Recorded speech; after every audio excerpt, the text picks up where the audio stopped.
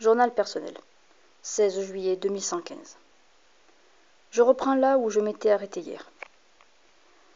Après avoir fait notre petit campement, quelques-uns sont allés explorer les alentours, à la recherche de nourriture, de ressources, ou même des habitants de la ville. Aujourd'hui encore, nous ignorons où peuvent-ils bien être passés. Pendant que les adultes faisaient leurs recherches, je m'étais installé sur un lit de camp, complètement perdu, ne sachant pas si ce que j'avais vu était réel ou si ce n'était qu'un mauvais rêve. Mon père s'agenouilla devant moi et me dit « Ça va aller, mon ange ». J'avais du mal à être rassuré. Pendant des mois, j'étais enfermé dans un abri, et quand enfin j'ai pu revoir la lumière du jour, j'ai aussi vu ma mère se faire tuer. L'avenir me semblait flou et effrayant. Malgré tout, j'ai continué à avancer. Si je ne l'avais pas fait, je ne serais sans doute pas en train de raconter ma vie. Donc, nous nous sommes installés dans la salle des fêtes, et aujourd'hui c'est notre base. Pour s'assurer qu'il y aurait un semblant d'ordre parmi nous, un chef a été désigné. Personne ne voulait de ce poste, sauf un homme, David. Et depuis, personne ne le regrette. Pendant les premiers mois, tout se passa bien, et je commençais à croire que mon père, quand il disait que ça allait bien se passer, ça allait vraiment bien se passer.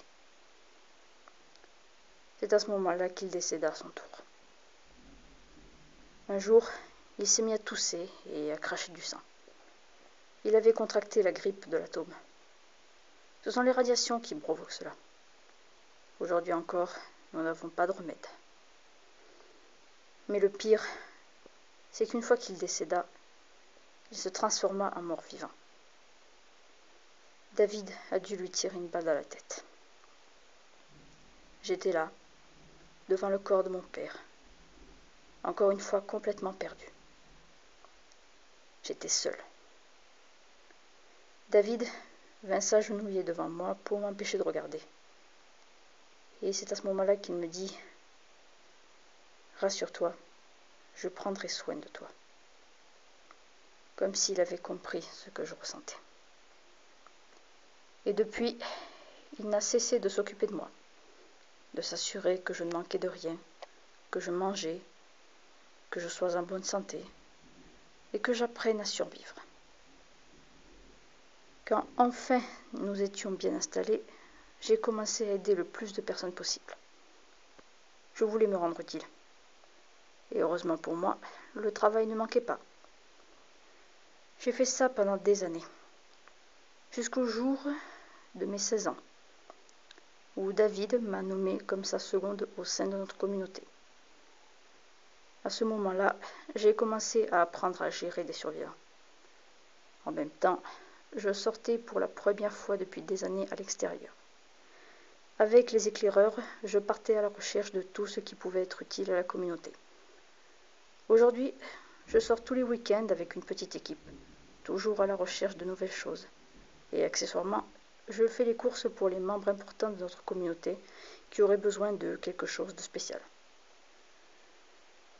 Voilà, que dire de plus? Peut-être que j'aime le cinéma et que, à chaque fois que je sors, je cherche un nouveau film à ajouter à ma collection. Et que la pâtisserie est mon péché mignon. Et que Sylvie me compte comme sa meilleure cliente. Je crois que c'est tout. Je pense avoir tout dit de moi. Ah non, c'est vrai. Je suis brune, aux yeux verts bleutés, je mesure 1m60, et j'ai pas trop envie de savoir combien je pèse, sinon je serais obligée d'arrêter les pâtisseries. Voilà, cette fois j'ai tout dit. Donc j'arrête pour aujourd'hui, et demain je parlerai d'un membre de notre communauté. Fin de l'enregistrement.